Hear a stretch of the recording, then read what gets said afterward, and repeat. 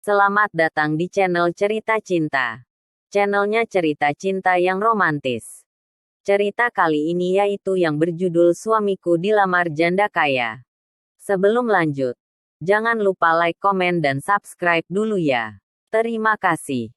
Suamiku Dilamar Janda Kaya. Bagian 5. Mulai melawan mertua dan ipar sombong. Kecuali suamimu enggak punya penghasilan. Lah, dia udah mulai kerja, kan?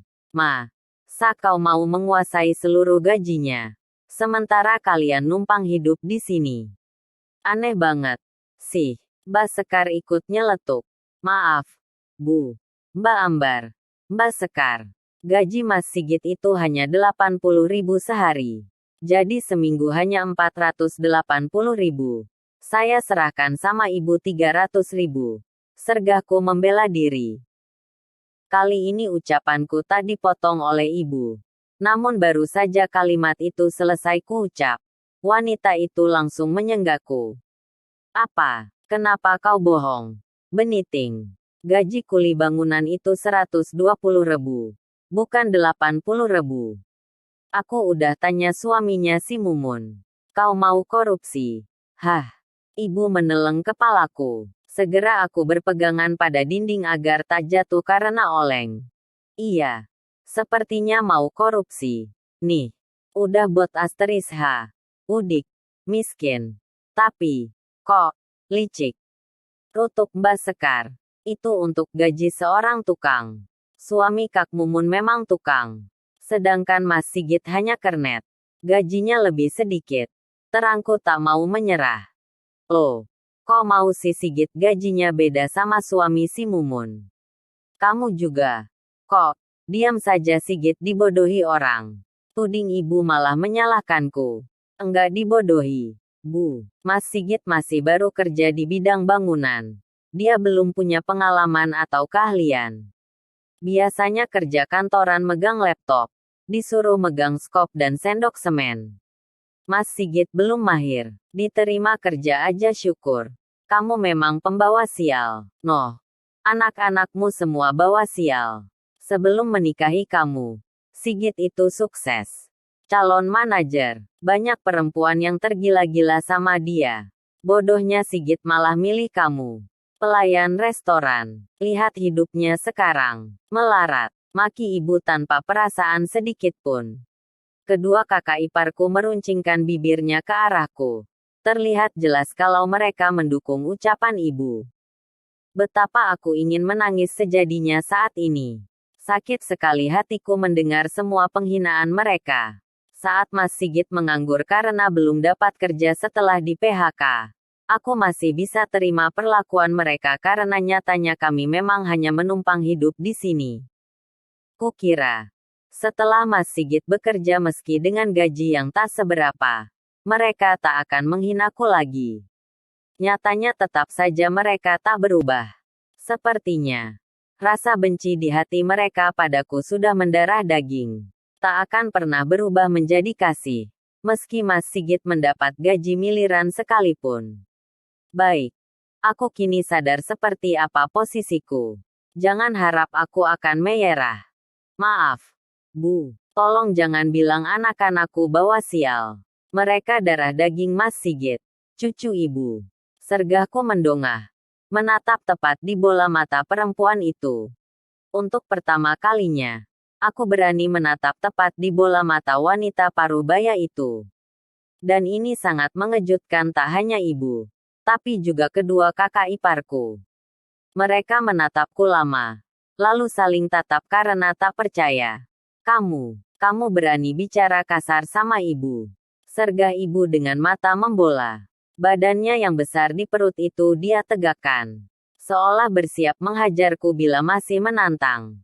Tapi, aku tak takut. Meski dua bodyguardnya juga sudah siap siaga mencakarku bila melawan. Saya enggak bermaksud kasar sama ibu.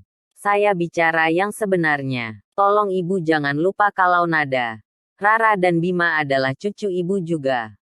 Dia lahir ke dunia ini karena Mas Sigit, anak ibu.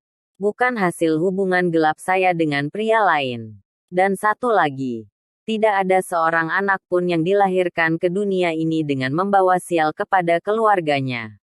Apalagi kepada neneknya. Ucapku panjang lebar. Gak usah punya cucu kalau cuma nyusahin hidup anakku. Ngapain kau ngelahirin anak-anak yang cuma bisa bawa sial? Kau buat hidup anakku makin susah saja dengan beban sial itu. Sekarang malah nyusahin aku juga. Aku ini udah tua. Malah kau nambahi beban hidupku. Stres aku kau buat. Bening. Teriaknya semakin kaget melihat reaksiku. Cukup Bening. Berhenti melawan ibu. Mbak Ambar membentakku. Jangan sampai ibu kenapa-napa karena kamu. Ya. Ancamnya menunjuk tepat di wajahku. Aku enggak ngelawan. Mbak. Aku hanya mengatakan yang sebenarnya. Balasku sembari menangkap ujung jarinya yang menunjuk wajahku. Ku remas. Lalu kuturunkan dengan kasar. Sungguh aku tak mau mengalah lagi seperti biasanya. Au, kamu, teriaknya kesakitan. Ku lepas cengkraman tanganku. Mungkin jemarinya agak tertusuk oleh kukuku. Atau dia merasa sakit karena kasarnya telapak tanganku. Jujur saja. Sejak 3 bulan ini tanganku yang dulunya pun memang tak begitu halus. Sekarang bertambah kasar saja. Istilahnya, kapalan. Begitu ibuku dulu menyebutnya. Bagaimana tanganku tidak kapalan? Coba. Setiap hari pakaian kotor 3 ember besar menumpuk di belakang. Taat yang mencucinya selain aku. Dicuci pakai tangan. Enggak boleh gunakan mesin cuci. Pernah aku nekat menggunakannya saat ibu dan kedua iparku kebetulan tak ada di rumah. Begitu mereka pulang aku diomeli habis-habisan. Alasannya bayaran listrik membengkak sejak kami menumpang di sini. Dari mana dia tahu aku menggunakan mesin cuci? Coba. Aku curiga kalau Delia, putri sulung Mbak Ambar yang mengadu. Siswi kelas 2 SMP itu memang tak pernah ramah padaku. Dia sempat pergoki aku menyalakan mesin cuci. Siapa lagi yang mengadu kalau bukan dia? Bening, kamu makin ngelunjak. Ya, Mbak Sekar ikut membentakku. Gara-gara perempuan kampung ini, rumah ini terasa panas. Aku gak betah kalau begini. Ibu mertuaku histeris. Sabar. Dong. Bu. Jangan emosi lagi. Jangan sampai gara-gara Bening dan anak-anaknya numpang di sini. Ibu jatuh sakit pula. Ingat kami. Anak dan cucu ibu yang lain masih banyak. Jangan sampai kami kehilangan ibu gara-gara mereka. Mbak Sekar menenangkan perempuan yang tiba-tiba lemas itu. Entah lemas beneran. Atau pura-pura. Aku tak percaya lagi. Iya Bu. Sekarang gini aja. Biar ibu tenang. Ya. Mbak Ambar lalu menoleh ke arahku lagi. Bening. Sisa gaji Sigit yang 180.000 lagi mana? Kau serahkan semua buat ibu. Cepat. Kau enggak mau ibu makin depresi karen ulahmu. Kan? Perintahnya kepadaku. Maaf. Mbak, kata Mas Sigit. Yang 180.000 ini buat pegangan kami. Sebagian buat uang saku Mas Sigit saat berangkat kerja. Sesekali dia juga harus ngisi bensin motor rekan kerjanya. Enggak enak. Kan? Nebeng terus. Gak keluar modal. Saya juga butuh untuk uang jaga-jaga. Bima sedang tumbuh gigi. Khawatir tiba-tiba demam. Saya enggak punya uang buat bawa dia ke bidan. Tolakku dengan cepat. Apa? Kamu numpang makan sama kami. Tapi kau masih memikirkan uang pegangan buat kamu. Gak tahu diri kau. Beniting. Teriak ibu kembali histeris. Kali ini jauh lebih kencang. Suaranya menggelegar sampai ke dapur. Mas Sigit yang sedang mandi saat kutinggalkan tadi datang tergopoh-gopoh. Rambutnya masih basah. Terlihat jelas kalau dia buru-buru. Hingga tak sempat mengeringkan badan. Ada apa ini? Paniknya menatap aku. Ibu. Dan kedua kakaknya bergantian. Istri kamu ini, dia ngasih uang belanja ke ibu cuma 300.000. Padahal gajimu 480.000. Kan? Dia mau korupsi. Mbak Ambar yang menjawab. Kalian suami istri Mbok. Ya, mikir. Aku sama Mbak Ambar masing-masing cuma punya anak 2 dan 1. Sedang kalian punya anak 3. Tapi kami yang nanggung belanja bulanan. Itu belum lagi untuk bayar tagihan listrik dan air. Aku sama Mbak Ambar terpaksa patungan lagi. Oke. Kalau kemarin kamu belum kerja, kami anggap sedekah buat fakir miskin. Tapi ini kamu. Kan udah kerja. Masa gaji kamu malah dikorupsi lagi sama binikmu? Ketus Mbak Sekar. Bukan apa-apa. Git. Basi. Ikhlas aja. Tapi, yang cari duit kan suami Mbak dan suami Sekar. Jangan sampai mereka ngeluarin kata-kata yang gak enak. Mbak Ambar menimpali makin menyudutkan Mas Sigit. Baiklah. Maafkan aku dan Bening. Bu, Mbak, Ning. Ikut Mas sebentar.